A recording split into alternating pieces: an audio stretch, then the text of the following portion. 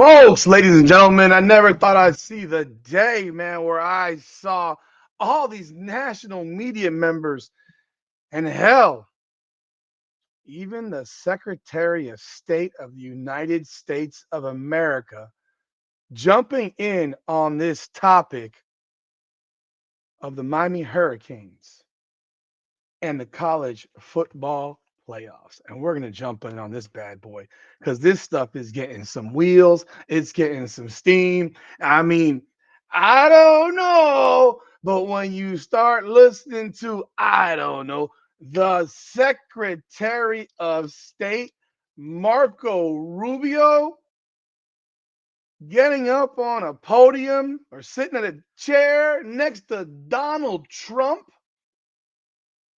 and the man says, "This, brother, we got some talking to do because, oh boy, you all know when you get political pressure from the top and how it can change some things mighty quickly."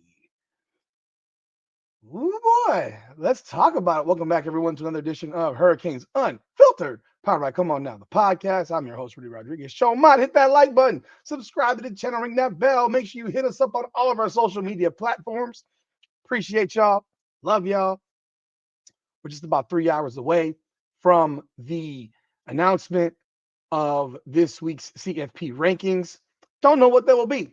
My projection is that Miami will be ranked number 11, that they will pass BYU. Maybe I'll be surprised. Maybe some of the pressure coming from national media members will finally come into play. I want to start out with this one, though, because I was going to start out with Colin Cowherd, because I will get him, because he hit that mother on the nail probably better than everybody because of the narratives being spun right now. But I'm going to jump first with this one. This we got right here, the President of the United States of America, Donald J. Trump, sitting side by side with his Secretary of State, Marco Rubio. And this is what Marco Rubio had to say. Marco Rubio, a graduate of the University of Florida. So he's already got it in his blood to hate the Hurricanes, right?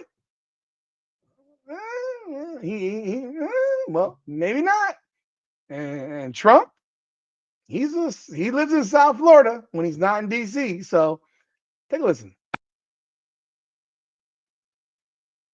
Take the mute off. I just want to say this as a point of personal privilege. And I'm a Florida Gator, but if the University of Miami gets screwed out of the college football playoffs after going 10-2 and beating Notre Dame, the whole thing should be scrapped, and you're going to have to take over next year. And you damn well know that Donald Trump will be happy to take that bad boy over because that man wants to be in charge of everything.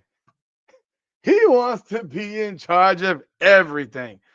You got the Florida Gators coming to the defense of the Miami Hurricanes. You know that it's hit another level when we're at that point. Then we got the one and only Colin Cowherd. Listen to what this man had to say. I mean, man, he hit this bad boy on the head as well. Let me find that video. Right here. Okay, let's go right here. Share screen.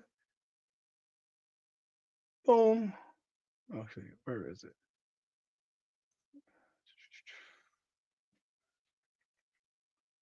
Oh, sorry, wrong one. Right here.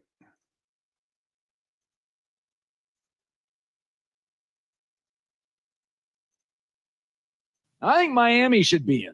And Miami beat Notre Dame head-to-head and has the better scoring defense, better total defense, better passing game. Now I'm like, oh, that head-to-head seems to matter more. So think of this. Miami won head-to-head. It still matters. Even in the NFL, the number one tiebreaker is head-to-head. They had 4 common opponents. In 3 of 4, Miami beat the team worse than Notre Dame did. Miami has the better total defense and scoring defense, I think Miami would have a right to be pissed. Like, hey, we scheduled you, we've got you, and we beat you. Mic drop. That's a mic drop, wouldn't you say? That's a mic drop. I hadn't even looked that up. And he told me better defense, better scoring defense, better passing game. I mean, but didn't they say that Notre Dame has been playing better than Miami? Well, how is it possible that Miami can have a better scoring defense, a better passing, a better defense, better scoring defense, and a better passing game, and yet so many people have spun a narrative that Notre Dame has been playing this otherworldly level football? Well, the Miami Hurricanes have been some schleps in the grass. I mean, I don't know. Miami right now has the sixth best scoring defense in America at 13.8, ahead of the Oklahoma Sooners, by the way, only behind Ohio State, Indiana, Texas Tech, Toledo, and San Diego State. And I would say that Toledo and San Diego State play far lesser competition than the Miami Hurricanes. So you can say that Miami has the fourth best scoring defense in the country. Heck, Miami's played a better schedule than Texas Tech, if you want to be completely transparent. And then you look at yardage wise, Miami Hurricanes are 1, 2, 3, 4, 5, 6, 7, 8, 9, 11th in yards. Where's Notre Dame at? Oh, they're actually after number 20. Where's Notre Dame in points? They're outside the top. What's 7, 8, 9, 10, 11, 12. Oh, they're 13th. Oh, okay. So, yeah. Thank you, Colin Cowherd. Another one. And then we can get into all the texts, the tweets, the messages, the comments. I mean, you got this one right here. We've already talked about Nick Saban and how Nick Saban has gone to bat for the Miami Hurricanes. We got this one right here. We got this one right here. Let's see right this one. Let's go. Let me find this one. Boom, boom, boom. Do, do, do, do, do, do. We got this one right here. Andrea Adelson from ESPN. Myra Cristobal was asked how head-to-head should be used when comparing resumes in CFP rankings. Number one criteria is always head-to-head. It's why we play the game, right? That always has been and always will be the number one factor, except if you're on this committee. Ian Hest. Bama lost to FSU. Miami destroyed FSU. Bama beat Notre Dame. Notre Dame basically tied at half with NC State. Miami destroyed NC State. By every metric the committee's supposed to look at, other than name brand, which they shouldn't. And it's not like Miami has no name brand, by the way. That's what I find so funny. You would think that we were FIU, the way they're treating us about our name brand. Miami should be ahead of both teams. We got Chuck Todd. Notre Dame's playoff chances should be in bigger trouble than Miami's. Number one, they lost to Miami, a game that was always in Miami's control with a misleading final. They just faced two teams who chose not to compete at 100%, Navy and Pitt. They shouldn't benefit from not having serious conference foes. Good wins matter more than good losses. There really isn't a strong case for Notre Dame. Discussed. Then we have Clay Travis. If both Miami and Notre Dame finish 10-2, and the only team gets in is and only one team gets in the playoffs, who deserves the bid? Reminder, Miami beat Notre Dame 27-24 in week 1 of the season. And he has a poll that has 64.4% going with Miami. Booker McFarland, Notre Dame is going to be 10-2. Miami looks to be headed to 10-2. I hope they both get in. However, if those two are vying for one spot, let's not forget they played on the field. Remember, Booker McFarland was wearing a green suit with an orange tie. The Joe Klatt Show. I do not care what they've looked like, even though Miami's looked absolutely fantastic the last few weeks. You have to honor a direct head-to-head matchup, or else what are we doing? Joe Klatt says if it comes down to a debate between Miami and Notre Dame, Miami should go to the playoffs. And Chris Falica, it also just beat a common opponent with Notre Dame 41-7 and led 31-0 at the same point in the game. Notre Dame led 10-7. Miami and Bama have the same record, and while the Tide has a couple more ranked wins, than Miami. It also has a loss at FSU, the same site where Miami rolled. We got person after person after person. Just, I mean, shit. Heck, we can go here even now. I got some more for you. Got some more for you. Aaron Murray is on the side of the Miami Hurricanes, and he went to Georgia. If you recall, Aaron Murray went to Georgia. Let me see what else we got here. Oh, here's the Clay Travis clip.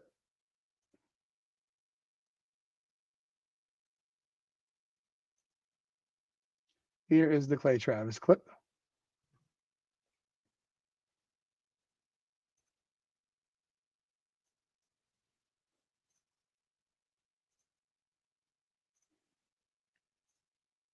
I think it's so critical that the committee actually hears this stuff because I don't know what they're looking at. Here we go. This is going to come down to Notre Dame against Miami. And I think if you look at the overall rankings of the College Football Playoff Committee, I think it is going to be impossible to put 10-2 Notre Dame in above 10-2 Miami that Miami beat head-to-head. And make sure we clip and share this. People say, okay, Miami lost 2 games. You're right. They should have beaten Louisville and they should have beaten SMU. But Louisville and SMU both finished 8-4. Those aren't awful losses. Miami down the stretch dominated a lot of teams, including Pitt, blew them out like Notre Dame blew them out.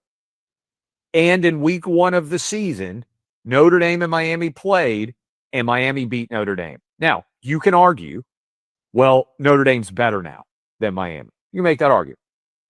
You can say Vegas would favor Notre Dame over Miami. You can make that argument. But the actual reality is Notre Dame and Miami played week 1 of the college football season, and Miami won. The foundation of tie breaks in all of sports throughout history, what's the number one tie break? What happened head-to-head? Miami beat Notre Dame head-to-head. Now, there is a very strong argument that Notre Dame is better right now. Vegas may think that Notre Dame would win if they played on a neutral field right now. But the decision on the College Football Playoff Committee's desk is best and most deserving. Every single team has to analyze in the prism through both best, who is the best, and who is the most deserving.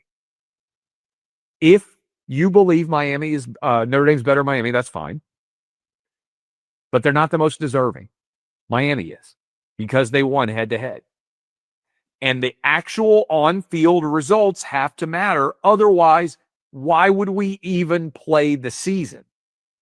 There has to be a tangible result from actual competition. You can't just have Vegas say, these are the 12 best teams. Now, if Notre Dame and Miami had finished both 10-2 and they had never played, Notre Dame would be in. But in this scenario, Miami beat Notre Dame. The game has to matter. Notre Dame's out. I will say the one thing that I do disagree with is that he said that if they hadn't played and they're both 10-2, then Notre Dame's in. I don't necessarily agree with that because you're presuming that Miami played some duck goose opponent. What if Miami's opening game was Alabama and they beat Alabama? And Notre Dame still lost to somebody else, whoever it would be. So would we be having this discussion right now if Miami had beaten Alabama, or if Miami had beaten Georgia, or if Miami had beaten Ohio State? No, we wouldn't. So I think knowing the game that was played, you can't just automatically say that. So that's the one thing I disagree with. And I also don't agree. There's 2 things. So I don't think there's about best and most deserving because I don't like the word deserve because I don't think you deserve anything. I think you earn what you get. And Miami's earned it. And that's the word I use. It's earned, not deserved, because you don't deserve shit. You deserve what you've earned. And Miami's earned the right to be in the college football playoffs based on their resume. This wasn't given to them. They earned it on the field. They earned it by beating Notre Dame head to head. It's a big difference. And you could say best. Vegas also had Notre Dame favored in August, and Miami beat them. So I don't care who Vegas. If all we did was go with what Vegas said, then we wouldn't even have to play football games. Football games don't need to get played. If we went by that, Miami would have won a national championship in 1986, in 1992, and in 2002. We still think we won 2002, but we would have won at least 3 more national championships if it was based on who Vegas said would win. So,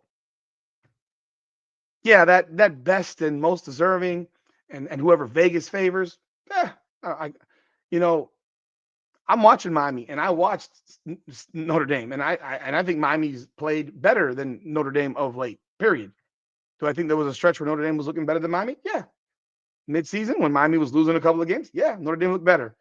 And at the end of the against Pitt, Miami looked better against Pitt than Notre Dame has looked virtually all season long. Miami looked better against Pitt and NC State, for that matter, than Notre Dame has looked all season long. But now you hear all these people nationally who are all saying what they got to say, and they're all speaking their minds. And you can only hope that this resonates with people, because at the end of the day, the key component that Clay Travis mentioned was head-to-head. Every single sport on the face of planet Earth, the number one tiebreaker is head-to-head. The New York Yankees and the Toronto Blue Jays played in the divisional playoff series. The Yankees had to go through a wild card series with the identical record as the Blue Jays. Why?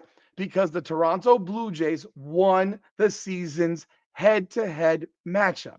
And I'm a Yankees fan. What's right is right. I would love to have won that head-to-head matchup. We didn't do it.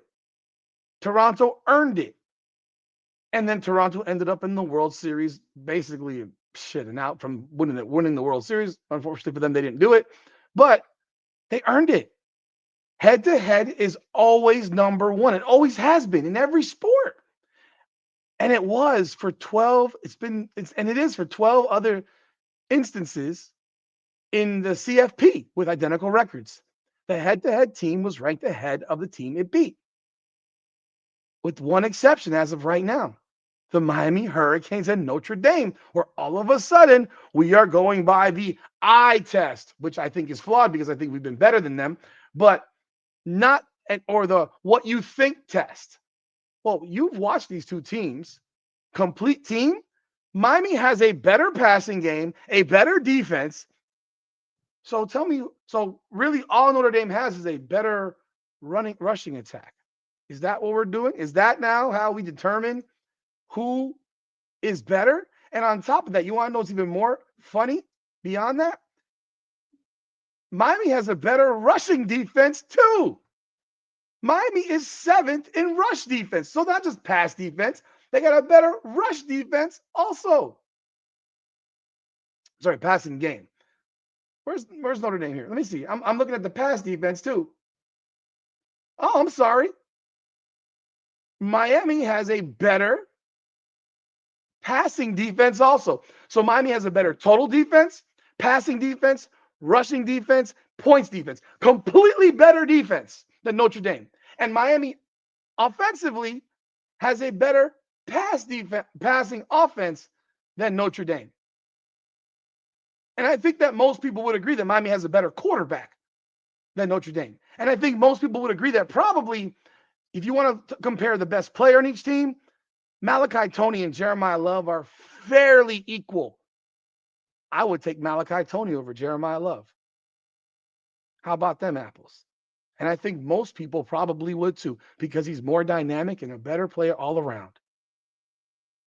These are facts, ladies and gentlemen. And when we talk about pass defense, offense for the Canes to Notre Dame, we're talking about Miami's top 20 and Notre Dame is barely making the top 50. And we look at rush offense. Okay, this is where Notre Dame will get us. They are at 203 per game. and Miami is at 150 per game. But when Miami played Notre Dame, what happened? Jeremiah Love couldn't do shit. Shut down. Shut down. So that's all I got. That's all there is. So when they say they have the more complete team, how? Do tell, because the numbers don't say that. Y'all let me know y'all thoughts in the comments. Hit that like button, subscribe to the channel, ring that bell, baby. Appreciate y'all as always. And once again, this is Hurricanes Unfiltered, powered by Come On Now, the podcast. Come on now.